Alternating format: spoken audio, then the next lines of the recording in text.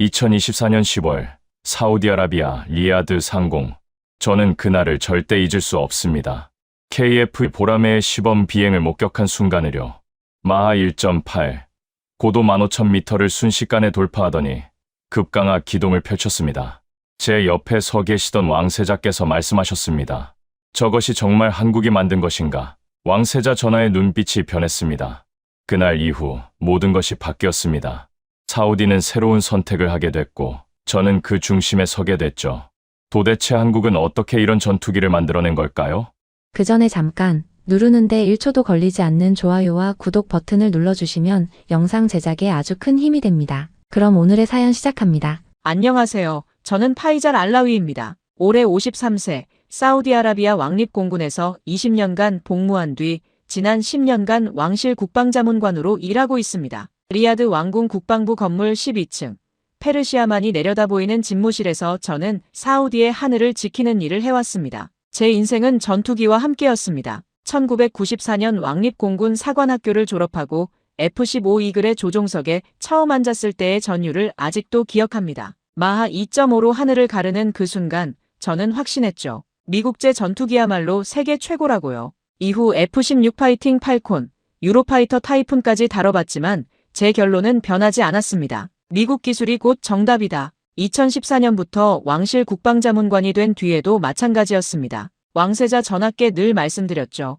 사우디의 안보는 미국제 무기로 지켜야 한다고요. F-35 라이트닝, 그것이 우리의 미래라고 확신했습니다. 매일 아침 7시면 출근해서 국방 관련 보고서를 검토하고 미국 로키드 마틴, 보잉과 협상했습니다. 제 책상 위에는 항상 최신 미국 국방 잡지가 놓여 있었고요. 제 인생에서 가장 중요한 가치는 명확했습니다. 사우디의 하늘을 지키는 것, 이란, 예멘 후티 반군의 위협으로부터 조국을 보호하는 것, 그리고 그 해답은 언제나 미국에 있다고 믿었습니다. 30년 경력의 항공 전문가로서 저는 자부심이 있었죠. 중동 최고의 국방 전문가 중 한 명이라는 자부심이요. 그런데 2024년 10월 어느 날 리야드 상공에서 모든 것이 바뀌었습니다. 2024년 9월까지만 해도 저는 평온한 일상을 보내고 있었습니다. 리야드는 여전히 뜨거웠고 국방부 건물은 냉방이 완벽하게 작동했죠. 매일 아침 저는 집무실에 도착하면 커피 한 잔을 마시며 전날 밤 미국에서 보내온 이메일들을 확인했습니다. 로키드 마틴과의 F-35 도입 협상 진행 상황, 보잉의 최신 제안서, 레이시온의 미사일 시스템 업데이트. 저는 이런 일상이 좋았습니다. 예측 가능하고 안정적이었으니까요. 점심시간이면 왕궁 내 식당에서 동료 자문관들과 식사를 했습니다. 대화 주제는 늘 비슷했죠. 이란의 최근 동향, 예멘 상황, 그리고 우리 공군력 현대화 계획. 우리는 모두 같은 생각이었습니다. 사우디는 미국의 최신 무기로 무장해야 한다고요. 왕세자 전하께서도 비전 2030을 추진하시며 국방 현대화에 큰 관심을 보이고 계셨습니다. 제 역할은 명확했어요. 최고의 미국제 무기를 최상의 조건으로 도입하는 것. 30년간 쌓아온 미국 방산업계 인맥이 빛을 발하는 순간들이었죠. 저는 매주 금요일이면 가족들과 함께 리야드 북쪽의 저택에서 시간을 보냈습니다. 새 아들에게 늘 말했죠. 아버지는 사우디의 하늘을 지키는 일을 한다고요. 하지만 2024년 8월 말부터 이상한 조짐들이 나타나기 시작했습니다. F-35 도입 협상이 생각보다 난항을 겪고 있었거든요. 미국 측에서 계속 새로운 조건들을 제시했습니다. 기술 이전 불가, 이스라엘과의 정치적 관계 개선 요구, 중국 화웨이 장비 전면 철거 조건. 저는 왕세자 전하께 보고드리며 말씀드렸습니다. 협상은 계속하겠지만 미국의 요구가 점점 과도해지고 있다고요. 전하께서는 고개를 끄덕이시며 말씀하셨죠. 계속 지켜보자고요. 하지만 저는 밤마다 불안했습니다. 만약 미국이 F-35 판매를 거부한다면 어떻게 하지? 우리 공군의 F-15는 이미 40년이 넘었고 F-16도 노후화되고 있었습니다. 이란은 계속 드론과 미사일 기술을 발전시키고 있었고요. 9월 중순 어느 날 제 보좌관 압둘라가 조심스럽게 말했습니다. 장군님, 혹시 다른 대안도 검토해 보시는 게 어떨까요? 저는 코웃음을 쳤습니다. 다른 대안? 유럽제는 너무 비싸고 중국제는 신뢰할 수 없어. 러시아는 논외고. 압둘라는 더 이상 말하지 않았지만 저는 그날 밤 잠을 설쳤습니다. 가슴 한편이 무거웠거든요. 2024년 9월 28일 오전 10시 왕세자 전하의 집무실로 긴급 호출을 받았습니다. 심장이 쿵쾅거렸습니다. 전하의 표정이 심상치 않았거든요. 파이잘, 미국 측에서 최종 답변이 왔네. F-35 판매는 현 시점에서 어렵다고 하더군. 정치적 조건들을 먼저 충족해야 한다는군. 그 순간 제 머릿속이 하얘졌습니다. 30년간 믿어왔던 미국이 우리를 거절한 겁니다. 전하, 그럼 어떻게 하시겠습니까? 제가 떨리는 목소리로 물었습니다. 왕세자 전하께서는 창밖을 바라보시며 말씀하셨습니다. 파이잘, 자네는 30년간 미국만 봤네. 하지만 세상은 넓어. 다른 가능성을 찾아보게. 그날 오후 저는 집무실로 돌아와 책상에 주저앉았습니다. 무엇을 어떻게 시작해야 할지 막막했습니다. 유럽, 프랑스 라팔은 대당 200억 원이 넘었고 기술 이전은 꿈도 꿀 수 없었습니다. 유로파이터 타이푼도 마찬가지였죠. 중국 J-22나 러시아 수호이는 정치적으로 불가능했습니다. 저는 그때 깨달았어요. 이제 더 이상 과거의 방식으로는 안 된다는 것을요. 처음에는 부정하고 싶었습니다. 설마 미국이 영원히 거절하진 않겠지. 곧 협상이 재개될 거야. 저는 로키드 마틴 아시아 담당 부사장에게 전화를 걸었습니다. 톰, 정말 방법이 없나? 그는 난처한 목소리로 답했습니다. 파이잘, 미안하네. 이건 내가 결정할 수 있는 문제가 아니야. 워싱턴 DC의 정치적 결정이거든. 전화를 끊고 저는 한숨을 쉬었습니다. 보좌관들을 모아 긴급 회의를 열었죠. 우리는 대안을 찾아야 합니다. 모든 가능성을 검토하세요. 젊은 보좌관 하나가 조심스럽게 손을 들었습니다. 장군님, 한국은 어떨까요? 저는 반사적으로 되물었습니다. 한국이 전투기를 만들어? 네, 장군님. KF-21이라는 4.5세대 전투기를 개발했다고 합니다. 자체 개발이고 곧 양산에 들어간다고요. 저는 믿을 수 없다는 표정으로 물었습니다. 한국이? 자동차나 스마트폰 만드는 나라 아닌가? 그런데 전투기를 만든다고? 보좌관이 노트북을 돌려 보여줬습니다. 화면에는 KF-21 보라매의 시험 비행 영상이 재생되고 있었습니다. 회색 도색의 날렵한 기체가 활주로를 박차고 치솟아 오르는 모습. 저는 코웃음을 쳤습니다. 영상은 누구나 멋지게 만들 수 있어. 실제 성능이 중요하지. 10월 2일. 제 책상 위에는 한국항공우주산업 KAI에서 보내온 제안서가 놓여 있었습니다. 보좌관 압둘라가 가져온 것이었죠. 장군님, 한번 보시죠. 별 기대 없이 펼쳐본 제안서였지만 첫 페이지를 보는 순간 눈이 커졌습니다. KF-21 보라매, 4.5세대 다목적 전투기, 최대 속도 마 1.8, 전투 행동 반경 900km 이상, 공대공 미사일 6발 내부 탑재 가능, 레이더 반사 면적 대폭 감소, 그리고 가격이 적혀 있었습니다. 대당 약 650억 원에서 700억 원 예상. F-35가 1200억 원이 넘는다는 걸 생각하면 절반 수준이었습니다. 저는 고개를 저었습니다. 아니야, 이건 너무 좋게 쓴 거야. 실제로는 다를 거야. 하지만 제안서를 계속 읽어내려갔습니다. 기술 이전 협상 가능, 공동 생산 방안 검토 가능, 사우디 맞춤형 개발 가능. 미국이 절대 해주지 않던 조건들이었습니다. 그리고 마지막 페이지에 적힌 문구가 제 시선을 사로잡았습니다. 2024년 10월 실기 시범 비행 가능. 리야드 방문 일정 조율 중. 저는 압둘라를 불렀습니다. 이거 진짜야? 진짜 리야드까지 와서 시범 비행을 보여준다고? 네, 장군님. 이미 왕세자 전하께 보고가 올라갔고 전하께서 관심을 보이신다고 합니다. 10월 15일 오전 리야드 킹칼리드 국제공항에 대한민국 공군 수송기가 착륙했습니다. 저는 왕세자 전하의 명을 받아 공항에 마중을 나갔습니다. 수송기 화물칸이 열리고 사람들이 내려왔습니다. KAI 관계자들, 대한민국 공군 조종사들, 그리고 기술진들. 그들은 정중하게 인사했습니다. 안녕하십니까, 장군님. 먼 곳까지 와주셔서 감사합니다. 저는 형식적으로 답례했지만 속으로는 여전히 회의적이었습니다. 과연 이 사람들이 정말 제대로 된 전투기를 보여줄 수 있을까? 다음 날인 10월 16일, KAI 측은 왕궁에서 프레젠테이션을 진행했습니다. 왕세자 전하와 국방부 고위 관계자들이 참석했죠. KAI 사장이 유창한 영어로 설명하기 시작했습니다.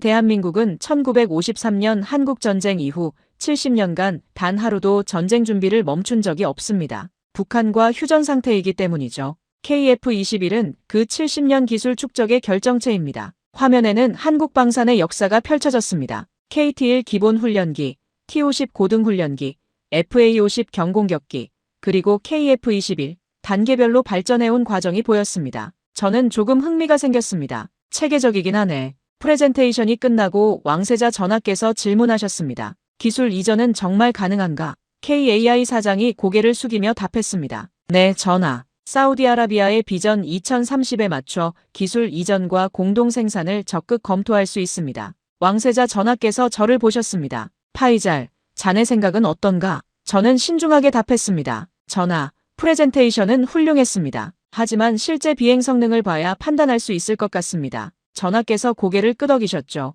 그렇지.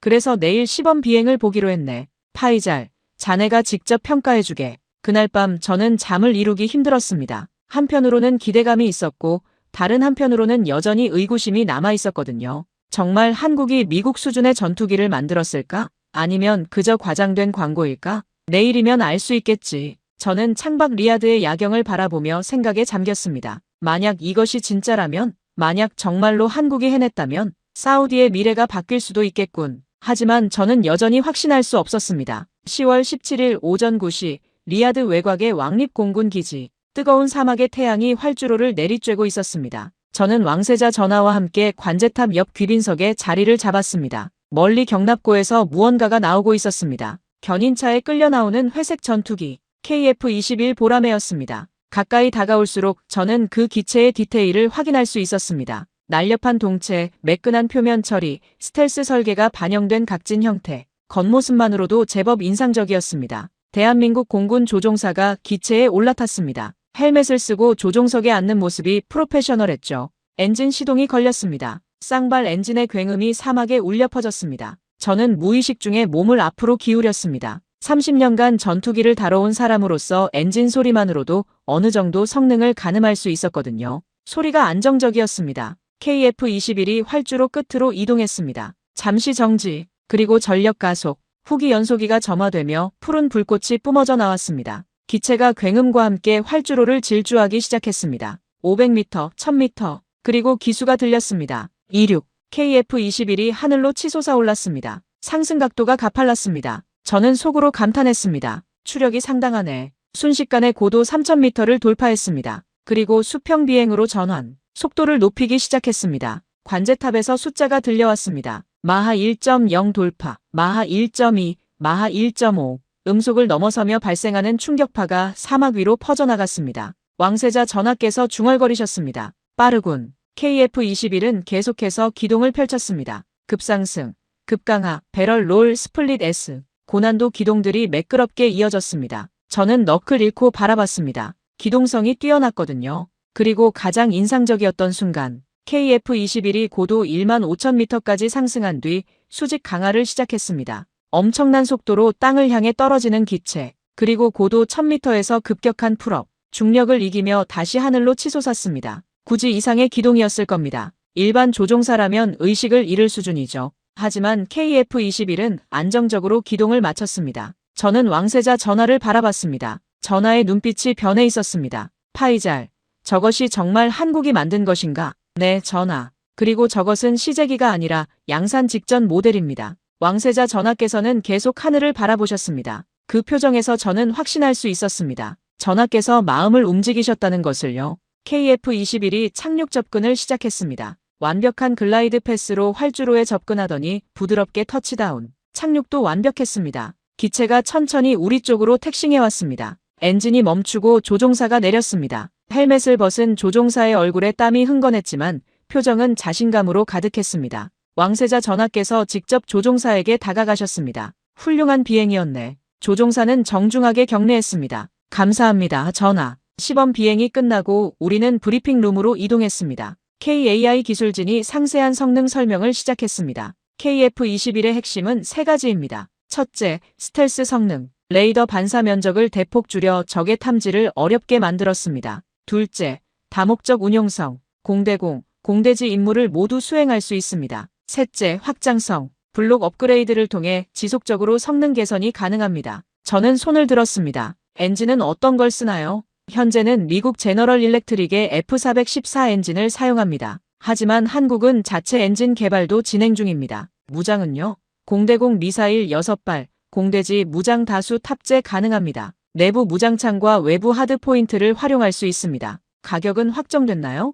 양산 단가는 대당 약 650억 원에서 700억 원으로 예상됩니다. 사우디에 수출할 경우 물량에 따라 조정 가능합니다. 저는 계산기를 두드렸습니다. F-35가 대당 1200억 원 이상인 것과 비교하면 거의 절반이었습니다. 같은 예산으로 2배 가까운 수량을 확보할 수 있다는 의미였죠. 기술 이전은 구체적으로 어느 정도까지 가능합니까? KAI 사장이 직접 답했습니다. 사우디의 기술 수준과 투자 규모에 따라 협의 가능합니다. 조립 생산부터 시작해서 점진적으로 부품 국산화, 최종적으로는 공동 개발까지도 검토할 수 있습니다. 브리핑이 끝나고 왕세자 전하께서 저를 부르셨습니다. 파이잘, 솔직하게 말해보게. 자네의 전문가적 판단은 어떤가? 저는 잠시 망설였습니다. 30년간 미국만 믿어왔던 제가 이제 한국을 인정해야 하는 순간이었습니다. 하지만 제 눈으로 본 것은 부정할 수 없었습니다. 전하, 솔직히 놀랐습니다. KF-21의 성능은 기대 이상이었습니다. 기동성, 속도, 안정성 모두 4.5세대 전투기 수준이었습니다. 그럼 도입을 검토할 만한가? 네, 전하. 충분히 검토할 가치가 있습니다. 특히 가격 대비 성능, 그리고 기술 이전 가능성을 고려하면 매우 매력적인 옵션입니다. 왕세자 전하께서 고개를 끄덕이셨습니다. 좋아. 그럼 파이잘, 자네가 직접 한국에 가보게. 현장을 방문해서 생산시설도 보고 더 상세한 협의를 해오게. 네, 전하. 언제 출발하면 될까요? 빠를수록 좋네. 일주일 내로 준비하게. 그날 저녁 저는 집으로 돌아가는 차 안에서 창밖을 바라봤습니다. 리야드의 야경이 지나갔습니다. 제 마음속에서는 이미 변화가 시작되고 있었습니다. 한국, 그들은 정말로 해냈어. 70년 만에 폐허에서 첨단 전투기를 만드는 나라로. 도대체 어떻게 가능했던 걸까? 10월 25일, 저는 인천국제공항에 도착했습니다. 첫 인상은 압도적이었습니다. 거대하고 현대적인 공항, 모든 것이 효율적으로 작동하고 있었습니다. 입국 심사는 신속했고 안내 표지판은 완벽했습니다. 공항을 빠져나오니 KAI 관계자들이 마중 나와 있었습니다. 어서 오십시오, 장군님. 먼 곳까지 와주셔서 감사합니다. 그들은 정중했지만 자신감이 넘쳤습니다. 저는 호텔로 이동하는 차 안에서 서울의 풍경을 바라봤습니다. 고층 빌딩들, 깨끗한 도로, 질서 정연한 교통. 이것이 70년 전 전쟁의 폐허였던 나라라니 믿기지 않았습니다. 다음 날 아침, 저는 경남 사천으로 이동했습니다. KAI 본사와 생산 공장이 있는 곳이었죠. 공장 입구에 도착하니 거대한 현수막이 걸려 있었습니다. KF-21 보람에 대한민국의 하늘을 넘어 세계로. 공장 안으로 들어갔습니다. 그리고 눈앞에 펼쳐진 광경에 저는 말을 잃었습니다. 거대한 생산 라인, 조립 중인 KF-21 기체들이 줄지어 서 있었습니다. 1호기, 2호기, 3호기, 각 단계별로 조립이 진행되고 있었습니다. 자동화된 로봇팔들이 정밀하게 부품을 조립하고 있었고 기술자들이 꼼꼼하게 검수하고 있었습니다.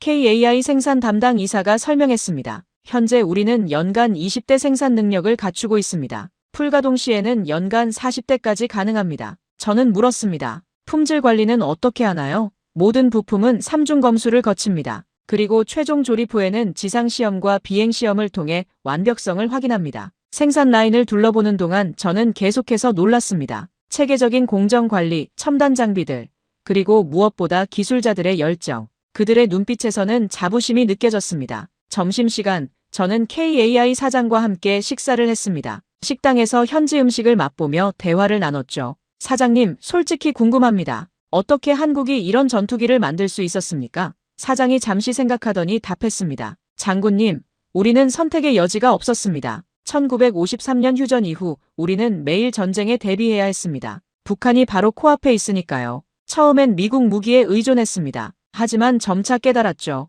자주 국방 없이는 진정한 안보가 없다는 것을요. 그래서 시작했습니다. KT-1 훈련기부터요. 작지만 우리 손으로 만든 첫 항공기였습니다. 그 다음이 T-50 고등훈련기, FA-50 경공격기, 하나하나 배우고 발전시켜 나갔습니다. 그리고 마침내 KF-21까지 왔습니다. 70년의 여정이었습니다. 저는 고개를 끄덕였습니다. 70년간의 일관성, 그것이 비결이었군요. 맞습니다, 장군님. 정권이 바뀌어도 방향은 흔들리지 않았습니다. 자주 국방, 이것만은 모두가 동의했으니까요. 오후에는 시험 비행장을 방문했습니다. 그곳에서 저는 실제 KF-21 시험 비행을 다시 한번 목격할 수 있었습니다. 이번에는 더 가까이에서요. 시험 조종사가 각종 기동을 시연했습니다. 저고도 침투, 고고도 요격, 근접 공중전 기동, 모든 것이 완벽했습니다. 비행 후 조종사와 대화를 나눴습니다. 조종사님, KF-21의 조종감은 어떻습니까? 조종사는 자신감 있게 답했습니다.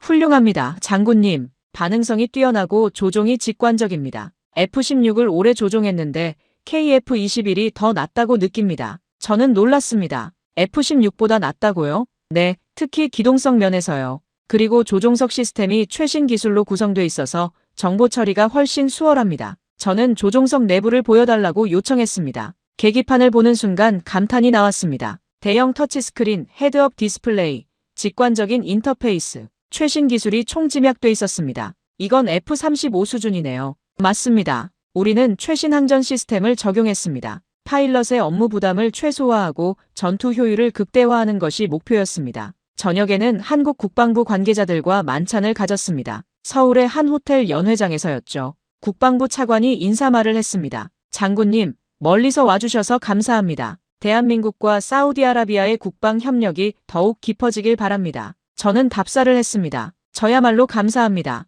한국의 기술력을 직접 확인할 수 있어서 영광이었습니다. 식사 중에 차관이 물었습니다. 장군님, 솔직한 평가를 듣고 싶습니다. KF-21이 사우디 공군에 적합하다고 보십니까? 저는 잠시 고민했습니다. 그리고 솔직하게 답했습니다. 네, 적합합니다. 성능, 가격, 기술 이전 가능성 모두를 고려할 때 최선의 선택이 될 수 있습니다. 차관의 얼굴에 미소가 번졌습니다. 그렇다면 구체적인 협력 방안을 논의할 수 있겠습니까? 물론입니다. 왕세자 전하께서도 적극적인 관심을 보이고 계십니다. 그날 밤 호텔방으로 돌아온 저는 창밖 서울 야경을 바라봤습니다. 한강이 빛나고 있었고 고층 빌딩들에 불이 켜져 있었습니다. 70년 전 이곳은 폐허였다고 합니다. 그런데 지금은 세계 10위권 경제대국이고 첨단 전투기를 만드는 나라가 됐습니다. 대단한 민족이에요. 저는 노트북을 열고 왕세자 전하께 보낼 보고서를 작성하기 시작했습니다. 11월 1일, 저는 리야드로 돌아왔습니다. 왕세자 전하께 즉시 보고를 드렸습니다.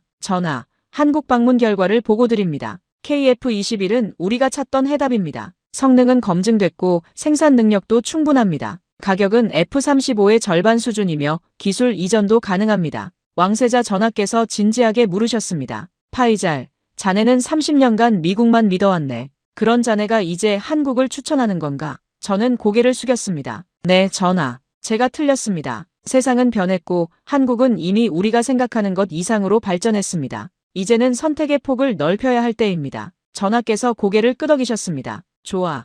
그럼 본격적인 협상을 시작하게. 하지만 그때였습니다. 갑자기 보좌관이 급히 들어왔습니다. 전하, 긴급 보고입니다. 미국 대사관에서 연락이 왔습니다. 사우디의 한국 전투기 도입 검토 소식을 듣고 우려를 표명한다고 합니다. 왕세자 전하의 표정이 굳어졌습니다. 우려? 어떤 우려? 한미 동맹 관계에 영향을 줄 수 있다는 겁니다. 그리고 F-35 판매 재검토 가능성을 언급했다고 합니다. 저는 그 순간 깨달았습니다. 미국이 압박을 시작한 겁니다. 우리가 한국을 선택하려 하자 태도를 바꾼 거죠. 다음 날 긴급 국방부 회의가 소집됐습니다. 고위 관계자들이 모두 모였습니다. 논쟁이 시작됐죠. 한 장군이 말했습니다. 미국을 무시할 순 없습니다. 우리 안보의 근간이 한미동맹 아닙니까? 다른 관계자가 반박했습니다. 하지만 미국은 우리가 필요할 때 F-35를 주지 않았습니다. 이제 와서 압박하는 건 부당합니다. 회의는 격렬해졌습니다. 미국파와 자주 국방파로 나뉘어 논쟁이 이어졌습니다. 왕세자 전하께서 저를 바라보셨습니다. 파이잘, 자네 의견은? 저는 심호흡을 하고 일어섰습니다. 여러분, 저는 30년간 미국을 믿어왔습니다. 하지만 지금 제가 본 것은 명확합니다. 한국은 우리에게 필요한 것을 줄 수 있습니다. 성능, 가격, 기술 이전, 미국이 주지 않던 것들입니다. 물론 미국과의 관계는 중요합니다. 하지만 우리가 굴복한다면 앞으로도 계속 당할 것입니다. 이제는 우리의 선택권을 지켜야 합니다. 회의장이 조용해졌습니다. 왕세자 전하께서 말씀하셨습니다. 파이잘의 말이 옳대. 우리는 비전 2030을 추진하고 있네. 자주 국방 없이 진정한 발전은 없어. 한국과의 협상을 계속 진행하게. 하지만 제 마음은 무거웠습니다. 미국의 압박이 앞으로 얼마나 거세질지 알 수 없었으니까요. 11월 중순, 상황은 더욱 복잡해졌습니다. 미국 국방부 고위 관계자가 리야드를 전격 방문했습니다. 목적은 명확했죠. KF-21 도입을 막는 것. 저도 회의에 배석했습니다. 미국 관계자가 말했습니다. 사우디와 미국은 오랜 동맹입니다. 한국 전투기 도입은 이 관계에 금이 가게 할 것입니다. 그리고 F-35는 세계 최고의 전투기입니다. KF-21과는 비교가 안 됩니다. 왕세자 전하께서 냉정하게 답하셨습니다. 그렇다면 왜 우리에게 F-35를 팔지 않았습니까? 정치적 조건들은 왜 그렇게 많았습니까? 미국 관계자는 당황했습니다. 그건 복잡한 사정이 있었습니다. 전하께서 단호하게 말씀하셨습니다. 우리는 기다렸습니다. 하지만 미국은 답을 주지 않았어요. 이제 우리는 다른 선택을 할 권리가 있습니다. 회의는 결렬됐습니다. 미국 관계자가 떠난 뒤 저는 왕세자 전하께 말씀드렸습니다. 전하, 앞으로 압박이 더 심해질 것입니다. 전하께서 웃으셨습니다. 파이잘, 두렵나? 저는 고개를 저었습니다. 아니요, 전하. 오히려 확신이 섭니다. 우리가 올바른 길을 가고 있다는 것을요. 11월 말, 드디어 결정적인 순간이 왔습니다. 한국과의 본 협상이 시작된 겁니다. KAI 사장과 한국 국방부 차관이 리야드를 방문했습니다. 왕궁 회의실에서 협상 테이블이 마련됐습니다. 양측이 마주 앉았죠. 왕세자 전하께서 개회사를 하셨습니다. 오늘 우리는 역사적인 협력의 첫걸음을 내딛습니다. 대한민국과 사우디아라비아 두 나라의 우정이 하늘로 날아오르길 바랍니다. 박수가 터졌습니다. 협상이 시작됐습니다. 첫 번째 안건 도입 대수. 사우디 측이 제안했습니다. 1차로 60대, 옵션으로 추가 60대. 한국 측이 고개를 끄덕였습니다. 충분히 가능합니다. 두 번째 안건 가격. 협상 끝에 대당 680억 원으로 합의했습니다. 총 4조 원 규모의 계약이었죠. 세 번째 안건 기술 이전. 이게 가장 중요했습니다. 사우디 측이 요구했습니다. 조립 공장을 사우디에 설립하고 점진적으로 부품 생산까지 이전해 주십시오. 한국 측이 답했습니다. 동의합니다. 10년 로드맵을 만들어 단계적으로 기술 이전을 진행하겠습니다. 저는 그 순간 가슴이 뛰었습니다. 미국이 절대 해주지 않던 것을 한국은 해주고 있었습니다. 협상은 3일간 계속됐습니다. 세부 조건들이 하나하나 정리됐습니다. 그리고 마침내 11월 30일 서명식이 열렸습니다. 서명식장은 화려하게 꾸며져 있었습니다. 각국 언론들이 몰려들었고 카메라 플래시가 터졌습니다. 왕세자 전하와 한국 국방부 장관이 나란히 서셨습니다. 계약서에 서명이 이루어졌습니다. 역사적인 순간이었습니다. 총 120대, 약 8조 원 규모의 KF-21 수출 계약. 한국 방산 역사상 최대 규모였고 사우디로서도 획기적인 결정이었습니다. 왕세자 전하께서 연설하셨습니다. 오늘 우리는 새로운 동반자를 얻었습니다. 대한민국은 70년간 끊임없이 발전해온 나라입니다. 그들의 기술과 우리의 비전이 만나 위대한 미래를 만들 것입니다. 한국 국방부 장관도 답사했습니다. 사우디아라비아의 선택에 감사드립니다. 대한민국은 최선을 다해 약속을 지키겠습니다. 박수가 터져나왔습니다. 저는 그 자리에 서서 눈시울이 뜨거워지는 걸 느꼈습니다. 30년간 믿어온 것이 무너지고 새로운 진실을 받아들이기까지의 여정. 쉽지 않았지만 결국 해냈습니다. 서명식이 끝나고 리셉션이 이어졌습니다. KAI 사장이 제게 다가왔습니다. 장군님이 없었다면 이 계약은 불가능했을 겁니다. 저는 고개를 저었습니다. 아닙니다. 한국이 진짜 실력을 보여줬기 때문입니다. 저는 그저 진실을 확인했을 뿐이에요. 12월 초 계약 소식이 전 세계로 퍼져나갔습니다. 각국 언론이 대서특필했죠. 미국 월스트리트 저널 헤드라인이었습니다. 사우디, 미국 대신 한국 선택. 8조 원 규모 KF-21 계약 체결. 영국 파이낸셜 타임스도 보도했습니다. 중동 방산 시장, 한국 약진, 미국 독점 체제 흔들. 중국 환구시보는 이렇게 썼습니다. 한국 방산 굴기, 아시아의 새로운 강자 부상. 전 세계가 주목했습니다. 한국이라는 나라가 방산 시장에서 새로운 게임 체인저로 떠오른 겁니다. 사우디 국내 반응도 뜨거웠습니다. 언론들이 저를 인터뷰하러 왔죠. 장군님, 왜 한국을 선택하셨습니까? 저는 답했습니다. 한국은 우리가 필요한 모든 것을 갖추고 있었습니다. 기술, 가격, 그리고 진정성. SNS에서도 난리였습니다. 사우디 젊은이들이 한국에 대해 검색하기 시작했습니다. K-팝, K-드라마만 알던 그들이 이제 K-방산을 알게 됐죠. 한국이라는 나라에 대한 관심이 폭발적으로 증가했습니다. 12월 중순, 더 놀라운 소식이 들려왔습니다. UAE도 KF-21 도입을 검토하기 시작했다는 겁니다. 이집트, 요르단도 관심을 보였습니다. 사우디의 선택이 도미노 효과를 일으킨 겁니다. 저는 왕세자 전하께 보고드렸습니다. 전하, 우리의 선택이 중동 전체를 바꾸고 있습니다. 전하께서 미소 지으셨습니다. 파이잘, 자네가 옳았네. 진실은 결국 승리하는구나. 하지만 순탄하지만은 않았습니다. 미국의 압박이 계속됐거든요. 12월 말 미국 국무부가 성명을 발표했습니다. 사우디의 한국 전투기 도입에 우려를 표명한다. 한미 동맹 체제에 영향을 줄 수 있다. 일부 사우디 관료들이 흔들리기 시작했습니다. 미국을 너무 자극하는 거 아닌가? F-35를 나중에라도 받을 수 있는 거 아닌가? 저는 그들을 설득해야 했습니다. 여러분, 미국은 우리가 굴복하길 바랍니다. 하지만 우리가 굴복하면 앞으로도 계속 당할 겁니다. 지금이 바로 자주성을 지킬 순간입니다. 왕세자 전하께서도 단호하셨습니다. 우리는 결정했고 지킬 것이네. 미국이 압박한다면 그것은 그들의 선택이야. 하지만 우리는 흔들리지 않을 거네. 저는 전하의 그 말씀에서 힘을 얻었습니다. 그리고 확신했죠. 우리가 올바른 길을 가고 있다고요. 2025년 1월, 새해가 밝았습니다. 한국에서 좋은 소식이 들려왔습니다. KF-21 양산 1호기가 완성됐다는 겁니다. 그리고 사우디항 1호기 생산이 곧 시작된다고요. 저는 다시 한국을 방문하기로 했습니다. 이번엔 생산 시작을 직접 확인하기 위해서였죠. 2025년 2월, 저는 다시 사천에 있었습니다. 공장에는 사우디 국기가 개양돼 있었습니다. 환영 현수막도 보였죠. 사우디아라비아 공군을 위한 KF-21 보람의 생산 시작. KAI 관계자들이 저를 생산 라인으로 안내했습니다. 그리고 보여줬습니다. 사우디항 1호기 동체 프레임. 아직 초기 단계였지만 감동이 밀려왔습니다. 이것이 우리 공군을 지킬 전투기가 될 거라는 생각이에요. KAI 생산 이사가 설명했습니다. 장군님, 이 기체는 6개월 후 완성됩니다. 그리고 사천에서 시험 비행을 마친 뒤 사우디로 인도될 겁니다. 저는 동체를 손으로 만져봤습니다. 차갑고 단단한 금속의 감촉. 하지만 그 안에는 두 나라의 우정과 신뢰가 담겨 있었습니다. 그날 저녁 저는 한국 기술자들과 저녁 식사를 했습니다. 소박한 한식당에서였죠. 그들은 진솔하게 이야기했습니다. 장군님, 저희도 처음엔 걱정했습니다. 과연 사우디가 우리를 믿어줄까? 하지만 장군님께서 믿어주셨고 계약이 성사됐습니다. 이제 저희는 최선을 다할 겁니다. 저는 그들의 눈빛에서 진심을 봤습니다. 한국 사람들의 근면함과 성실함. 그것이 바로 70년 만에 폐허를 기적으로 바꾼 원동력이었구나 싶었습니다. 귀국 전날, 저는 서울을 관광했습니다. 경복궁을 방문했죠. 600년 역사의 궁궐이었습니다. 가이드가 설명했습니다. 이 궁궐은 일제강점기에 파괴됐습니다. 하지만 독립 후 복원됐죠. 한국인들은 자신의 역사를 지키기 위해 노력했습니다. 저는 고개를 끄덕였습니다. 한국의 저력이 느껴졌거든요. 침략과 전쟁을 겪었지만 결코 포기하지 않은 민족. 그들이 만든 전투기가 이제 사우디의 하늘을 지킬 겁니다. 남산타워에도 올라갔습니다. 서울 전경이 한눈에 보였죠. 거대한 도시, 수많은 빌딩들, 한강을 가로지르는 다리들. 70년 전 이 도시는 폐허였다고 합니다. 하지만 이제는 세계적인 메트로폴리탄이 됐죠. 저는 사진을 찍으며 생각했습니다. 한국의 기적. 그것은 우연이 아니었어. 국민들의 피땀 어린 노력,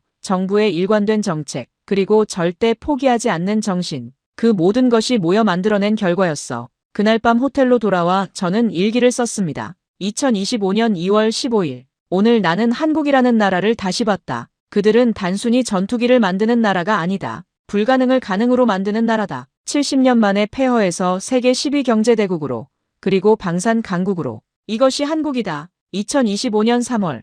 저는 리야드로 돌아왔습니다. 하지만 저는 이미 달라져 있었습니다. 30년간 미국만 바라보던 제가 이제는 세계를 보게 됐습니다. 한국뿐 아니라 다른 나라들의 가능성도 열린 마음으로 바라보게 됐죠. 왕세자 전하께 보고드렸습니다. 전하, 한국 방문을 마치고 왔습니다. 모든 것이 순조롭게 진행되고 있습니다. 전하께서 물으셨습니다. 파이잘, 자네는 변했네. 예전의 자네가 아니야. 저는 고개를 숙였습니다. 네, 전하. 저는 배웠습니다. 겸손을요. 세상은 제가 생각하는 것보다 넓고 가능성은 제가 믿는 것보다 많다는 것을요. 한국이 제게 그것을 가르쳐줬습니다. 전하께서 미소 지으셨습니다. 좋아. 이제 자네는 진정한 전문가가 됐네. 경험뿐 아니라 지혜도 갖춘 전문가 말이야. 그날부터 저는 새로운 역할을 맡았습니다. 한국과 사우디의 방산 협력 총괄 책임자. 단순히 KF-21 도입만이 아니라 K9 자주포, 천무 다연장 로켓, 잠수함까지 포괄하는 대규모 협력이었습니다. 저는 이 일에 열정을 쏟았습니다. 한국이 보여준 가능성을 사우디 전역에 퍼뜨리고 싶었거든요. 2025년 중반, 변화의 바람이 중동 전역에 불기 시작했습니다. UAE가 KF-21 60대 도입을 공식 발표했습니다. 이집트도 FA-50 경공격기 48대를 주문했습니다. 요르단은 K9 자주포에 관심을 보였죠. 한국 방산이 중동 시장을 석권하기 시작한 겁니다. 미국 방산업체들이 당황했습니다. 로키드 마틴, 보잉 레이시온이 가격을 낮추고 조건을 완화하기 시작했어요. 하지만 이미 늦었습니다. 중동 국가들은 한국의 진정성을 경험했거든요. 기술 이전, 합리적 가격, 정치적 조건 없음. 한국이 제시한 이 세 가지가 게임을 바꿔놓았습니다. 저는 국제방산 컨퍼런스에 초청받아 연설했습니다. 제목은 한국 방산의 성공 요인과 중동에 주는 시사점이었죠. 수백 명의 청중 앞에서 저는 말했습니다. 한국의 성공은 우연이 아닙니다. 70년간의 일관성, 자주 국방에 대한 확고한 의지, 그리고 고객을 진정으로 대하는 자세. 이것이 한국을 오늘의 위치로 이끌었습니다. 박수가 터졌습니다. 컨퍼런스가 끝나고 여러 나라 국방 관계자들이 제게 다가왔습니다. 장군님, 우리도 한국과 협력하고 싶습니다. 저는 그들을 한국 측에 소개해줬습니다. 이제 저는 한국의 홍보대사 같은 역할을 하고 있었죠. 2025년 8월, 드디어 역사적인 날이 왔습니다. 사우디항 KF-21 1호기 인도식이었습니다. 장소는 사천 KAI 공장. 저는 왕세자 전하를 모시고 한국을 방문했습니다. 전하께서 직접 인수식에 참석하시기로 한 겁니다. 한국 정부도 최고 위급 인사들이 참석했습니다. 대통령, 국방부 장관, 그리고 KAI 임직원들. 공장 활주로에는 사우디 국기가 도색된 KF-21 1호기가 서 있었습니다. 아름다웠습니다. 녹색과 흰색의 사우디 국기가 회색 기체에 선명하게 그려져 있었죠. 인수식이 시작됐습니다. 한국 대통령이 연설했습니다. 오늘 대한민국과 사우디아라비아는 하늘에서 하나가 됩니다. KF-21 보라매가 사우디의 평화를 지킬 것입니다. 왕세자 전하께서도 답사하셨습니다. 한국의 기술과 사우디의 비전이 만나 새로운 역사를 씁니다. 이것은 시작입니다. 앞으로 두 나라의 협력은 더욱 깊어질 것입니다. 그리고 상징적인 순간, 왕세자 전하께서 직접 조종석에 오르셨습니다. 사진 촬영을 위해서였죠. 전하께서 조종석에서 손을 흔드시는 모습이 전 세계로 송출됐습니다. CNN, BBC, 알자지라가 생중계했습니다. 역사적 순간이었습니다. 인수식 후 시험 비행이 이어졌습니다. 사우디 공군 조종사가 1호기를 몰았습니다. 저는 관제탑에서 지켜봤죠. 엔진이 시동되고 활주로를 달리기 시작했습니다. 그리고 26, 사우디 국기를 단 KF-21이 한국 하늘을 날아올랐습니다. 제 눈에 눈물이 맺혔습니다. 30년 경력의 군인이 눈물을 흘린다는 게 부끄러웠지만 참을 수 없었습니다. 이것은 단순한 전투기가 아니었습니다. 두 나라의 우정, 신뢰, 그리고 미래에 대한 희망이었습니다. 옆에서 KAI 사장도 눈시울을 붉혔습니다. 우리는 악수를 나눴죠. 말없이. 하지만 모든 것이 통했습니다. 시험 비행이 끝나고 조종사가 내렸습니다. 완벽합니다, 장군님. 이 비행기는 살아있습니다. 저는 고개를 끄덕였습니다. 그래, 살아있어. 한국의 혼이 담겨 있으니까. 그날 저녁 환영 만찬이 열렸습니다. 서울의 한 특급 호텔에서였죠. 왕세자 전하와 한국 대통령이 건배를 제의했습니다. 대한민국과 사우디아라비아의 영원한 우정을 위하여. 건배. 잔이 부딪히는 소리가 울렸습니다. 저는 그 자리에서 행복했습니다. 진정으로. 2025년 말 1년을 돌아보며 저는 많은 것을 생각했습니다. 2024년 초만 해도 저는 미국만 바라보던 사람이었습니다. 하지만 이제는 달라졌죠. 세상을 보는 눈이 넓어졌고 가능성에 대한 믿음이 생겼습니다. 한국이 제게 준 가장 큰 선물은 전투기가 아니었습니다. 바로 이 깨달음이었죠. 겸손, 열린 마음, 그리고 끊임없이 배우려는 자세. 이것이 진정한 전문가가 가져야 할 덕목이라는 것을요. 저는 이제 사우디 왕립국방대학에서 강의를 시작했습니다. 주제는 현대방산 협력의 새로운 패러다임이었습니다. 젊은 사관생도들에게 저는 말합니다. 여러분, 세상은 넓습니다. 한 나라에만 의존하지 마세요. 가능성을 열린 마음으로 탐구하세요. 그리고 무엇보다 겸손하세요. 제가 30년 만에 배운 교훈입니다. 학생들의 눈빛이 반짝입니다. 그들 중 일부는 한국 유학을 꿈꾸기도 합니다. 저는 응원합니다. 가서 배워오라고. 한국의 저력을 직접 경험하라고. 제 사무실 벽에는 이제 새로운 사진이 걸려 있습니다. 사우디 국기를 단 KF-21이 하늘을 나는 사진. 그 옆에는 왕세자 전하와 한국 대통령이 악수하는 사진. 그리고 제가 사천 공장에서 찍은 기술자들과의 단체 사진. 이것들이 제 새로운 정체성입니다. 여러분, 이 이야기가 주는 교훈은 무엇일까요? 첫째, 겸손입니다. 아무리 오랜 경력을 가진 전문가라도 모든 것을 알 수는 없습니다. 세상은 계속 변하고 새로운 가능성은 예상치 못한 곳에서 나타나니까요. 저는 30년간 미국만 믿었지만 한국이라는 새로운 선택지를 만났습니다. 둘째, 진정성입니다. 한국이 중동 시장을 석권한 이유는 단순히 가격이나 성능 때문이 아니었습니다. 고객을 진정으로 대하고 약속을 지키는 자세. 그것이 신뢰를 만들었습니다. 셋째, 일관성입니다. 한국은 70년간 흔들림 없이 자주 국방을 추구했습니다. 정권이 바뀌어도 방향은 같았죠. 이 일관성이 오늘의 성공을 만들었습니다. 넷째, 혁신입니다. 멈추지 않는 기술 발전, 끊임없는 연구개발. 한국은 안주하지 않았습니다. 항상 더 나은 미래를 향해 달렸죠. 저는 이 모든 것을 한국에서 배웠습니다. 그리고 이제 사우디의 미래를 위해 이 교훈들을 적용하고 있습니다. 여러분도 주변을 한번 돌아보세요. 혹시 선입견 때문에 놓치고 있는 가능성은 없나요? 편견 없이 바라본다면 새로운 기회를 발견할 수 있을 겁니다. 한국처럼 묵묵히 노력하는 나라나 사람들이 있지 않나요? 그들에게 기회를 주세요. 그리고 열린 마음으로 배우세요. 제가 53세에 배운 것처럼 여러분도 언제든 새로운 것을 배울 수 있습니다. 나이나 경력은 핑계가 될 수 없어요. 이 감동적인 이야기가 마음에 드셨다면 좋아요와 구독 부탁드립니다. 한국의 놀라운 성취와 사우디의 현명한 선택을 더 많은 분들과 나누고 싶습니다. 그리고 댓글로 여러분의 생각을 남겨주세요. 혹시 여러분도 선입견을 깨고 새로운 가능성을 발견한 경험이 있나요? 한국 방산에 대해 더 궁금하신 점이 있나요?